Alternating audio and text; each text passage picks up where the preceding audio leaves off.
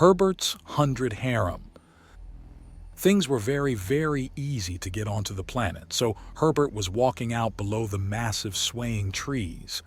He's nearby a den where a large collection of the giant spike creating land clams are. The fact that such a thing is downright normal to him now is absurd. Still, if you want to hunt a predator, find their prey. Really, it's how you hunt anything. Go to where the food is. Nothing here at the moment. What do you suggest? Should we search for the beast or wait for it to come to us? He asks the girls. Most of them are gathered near the tree as he is, but a few are poking around, keeping out of stabbing distance from the giant teleporting land clams as they look up to try and spot one of the drop bears. I don't think there are any Maryatha here. Plenty of Mar stories, but no Maryatha, one of them calls out. We said no to a tracking device. This is part of normal hunting when you're not just going after some dumb beast in a cage. Herbert notes out loud. Quite the conundrum, isn't it, young man? Sir Philip asks, suddenly on Herbert's left, and he jumps to the side with a shout of shock, completely off balance and out of sorts. Oh, do calm down. You don't want to hurt yourself. How are you even here? Herbert demands before reaching out his hand to, and then through Sir Philip's shoulder. A hologram. Quite right, a hologram. These responses are pre-recorded and entirely in context, because I know you that well, young man. When you return from your family vacation, this will be the next step of your training. Son of a bitch. I'm literally billions of kilometers away from him, and he's still pulling one over on me. Herbert remarks as he finds the hologram projector balanced on a very amused Yzma's tail and grabs it. He then deactivates it, and it immediately turns back on. Which is why you need more training, young man. I want to retire without concerns, which means you need to be better than the best of the best. The hologram says, this time one of Sir Philip directly facing him. It then finally deactivates fully, then activates again. Oh, and before I forget, do enjoy the vacation. Take plenty of pictures and remember to stay hydrated, young man. Is there any more? Herbert asks after a moment. The emitter reactivates in his palm. Well, there is this but nothing beyond it, so the answer varies. No hologram this time, but undoubtedly Sir Philip's voice. Herbert lets out a sigh and pockets the device before giving Yzma a searching look. So I take it, you're having fun at least? Oh my goodness, yes! If it would be anything other than cradle robbery, I'd be thinking of seducing that wonderful boy. There would be so many years of fun and adventure to be had. He's both a grandfather and great-grandfather, Herbert reminds her, seasoned and experienced despite his youth. Yzma notes before pointing upwards with her tail blade. Herbert looks upwards. A gigantic form with sharp edges and points is slowly creeping along the underside of the colossal branches above. At this distance, it almost looks like a knot of branches and leaves. If it were to stop moving, it would blend in completely. Maryatha spotted, ladies. Keep it in sight, Herbert calls out, and the Zeden tilt their heads just a touch to show they're paying more attention upwards. The Yalya looks upward, and soon they all spot the animal. While everyone's looking up, Herbert reaches into his jacket pocket and pulls out a very large spear with several moving parts.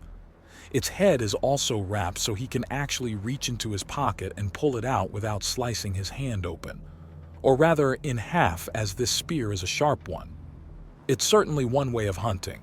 I prefer to use my tail, Yzma remarks, and Herbert rolls his eyes. Yes, because that tiny nub of bone at the end of my spine will cause so much damage. Herbert notes before deploying the legs and stepping away from the spear. A twist of the mechanism and it all locks into place, spear pointed upwards and gripping the ground firmly. Even if landing on this thing isn't an instant kill, then it will cause a huge amount of bleeding and slow the creature down. Not bad for the mix between an elephant scale spear and a tripod. He then considers the weapon again and looks down. Perhaps if I had added an anchor spike and chain. Already thinking about improving your weapon? Isma asks him. Yes, which to be fair is something I suppose every weapon maker does. Herbert remarks before hefting the spear and stepping out near the Mar stories. He doesn't step on any of them, but weaves between the breathing protrusions of the giant clams. His movement out in the open draws the attention of the Mar-Yatha that watches him closely. There is a gurgling, screaming roar from the Mar-Yatha as it weakly struggles. Some of the ground collapses down as the Mar story survivors teleport away, leaving 3 corpses in the clearing. And it worked. Good. Herbert notes as he walks up to the dead beast. It's fucking gigantic and brings to mind a big ball of swords poking out of a shag carpet and only vaguely shaped like a bear. He can sense the axiom bleeding away from the creature as the edges of its protrusion stop being supernaturally sharp and are simply razor sharp. He parts the lips of the creature and a large, bristled tongue flops out from between surprisingly small and delicate-looking teeth. I suppose it doesn't really need to chew its food if it tenderizes it with a 10-story elbow drop. Could I try that thing next? Baritzi asks him, and he smiles. Sure. I was mostly just trying to get something close to your tails, though, so I'm not sure if it'll stack up if you have both. Herbert agrees, even as he has some help turning the Mar-Yatha to the side so he can pull out the massive bloody spear. It sticks for a bit and is coated in hot blood, but it folds back up and he lays it against a nearby tree. Okay, girls, we got ourselves 3 kills, and yes, I'm counting the Mar stories the Mar-Yatha got for us. So let's get to butchering so we can bring back a feast of meat to the rest and then come back out for some more. We're eating well tonight. There's a happy cheer and they start dragging off the Mar-Yatha for proper butchering, even as Isma shows the girls a trick to simply pull out all the Mar stories out of the ground in a single move, broken shells or not. It takes the girls a few tries to get it down pat, but when they do, things speed up considerably. Although the fact the Mar-Yatha's fall was powerful enough to shatter shells nearly 5 centimeters thick in a single gigantic blow is rather chilling. The Mar-Yatha may be easy mode for a hunt with the way it comes at you from one direction no matter what, but it's still something that can and will reduce you to a pile of chunky salsa if you're not paying attention. A bit of axiom to flash cook a small strip of Mar-Yatha has Herbert nodding. It could use a touch of barbecue sauce, but it's got an amazing firm texture without being too chewy. Tastes kind of off, but it's far from gross. It's just not cow or any kind of pork.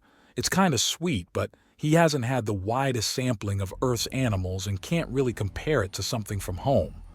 It's good, though. A little of the same with the Mar stories has him frown. Slimy, slick, and soft, but not much flavor beyond generic ocean. Maybe kind of crab-like? It needs butter and probably some garlic. There's a slight twinge that races down Herbert's spine, and he looks up. Eyes up, girls. We've attracted a whole swarm of the bladed bastards. I was wondering when you'd notice, Isma notes calmly. The girls race to get under the shelter of trees moments before several Mar-Yatha slam into the ground with bone-shaking force and kick up colossal clouds of dust.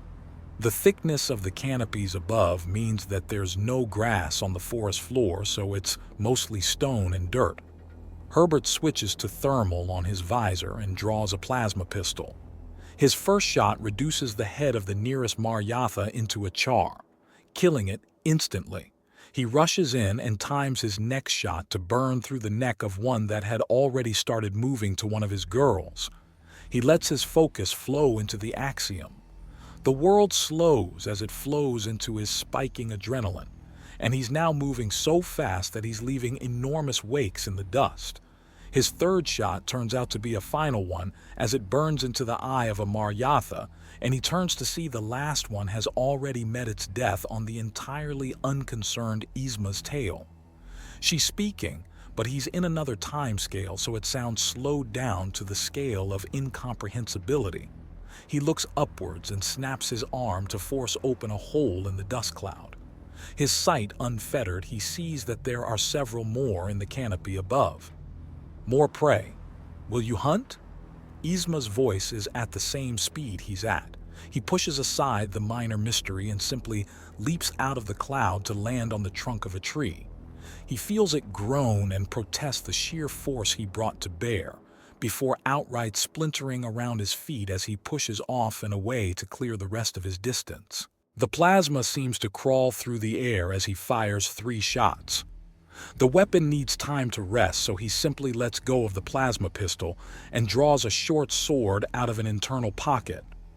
He twists upside down and then grips at the tree to shift his momentum from upwards to forwards. His time perception is so accelerated beyond even his ability to move that everything is happening in slow motion. He races through the gathering of Marjatha, even as his 3 shots find their targets. 2 are in the head, but the third eats at the place where the shoulder meets the neck. He'll have to refine his aim a little. The reinforced titanium blade pierces the nasal cavity of the first Marjatha, even as the slight popping sound that, if it were under normal speeds, would be a full sizzle, starts to sound out behind him. 4 kills, 5 more to go. Pushing against the still air in this state ripples Herbert's skin and pushes his visor so hard against his skin that if there were any hard edges, he'd have been cut clean open by them. Yzma is just suddenly there, her tail blade in the heart of another Marjatha, and she giggles at a comprehensible speed. You're reminding me of that cyborg human. What was his name? Pukey? Captain Gregory Schmidt, also known as Pukey. He forces the air from his lungs. Not comfortable at these speeds yet, are you? You need to refine your control a bit. Also add some actual protections and hardening to yourself. Otherwise, you'll just kill yourself at this pace, Yzma says, and he doesn't answer as he throws his sword ahead of him to slam into the head of the next Marjatha up to the guard. He notes the rippling waves as he instantly kills the beast and reduces the skull into what seems to be a powder. Stepping forward, he pulls it out of the creature that's already thoroughly dead and flying away. He feels his every internal organ rebel and can feel his blood sloshing the wrong way in his veins, even as he switches which way he's going. Stop. Go and relax. You'll kill yourself at these speeds, she says, and he tries to protest but doesn't have the air in his lungs. He pulls to try and breathe, but the air moves more like half-frozen molasses than a gas. It won't sustain him. He's moving too fast. So he nods instead and launches himself downwards, passes the bodies of the dead Marjatha falling so slowly to his perspective that they've barely gained a foot in distance from the tree in the microseconds this has taken. He lands first on the dust cloud below. It feels like sand under his feet. He reinforces himself hard before he crashes into the ground and brings himself back to normal timing. The blasts of sonic boom slam into him, even as the forest rumbles. He sways and struggles to not stagger, trying to stay conscious as he sucks in air to try and get some oxygen to his muscles as his entire body starts bruising simultaneously. He glances up and sees the falling Marjatha. He steps out of the way and holds out his hand to catch the smoking plasma pistol he let go moments ago. He twirls it around his finger a few times, his body screaming in agony before he blows off the smoke and pockets the weapon. He sits down at the base of a tree and lets out a groan as the Marjatha finish falling from above. I shouldn't do that again in a hurry, he notes before closing his eyes. He's snoring in moments.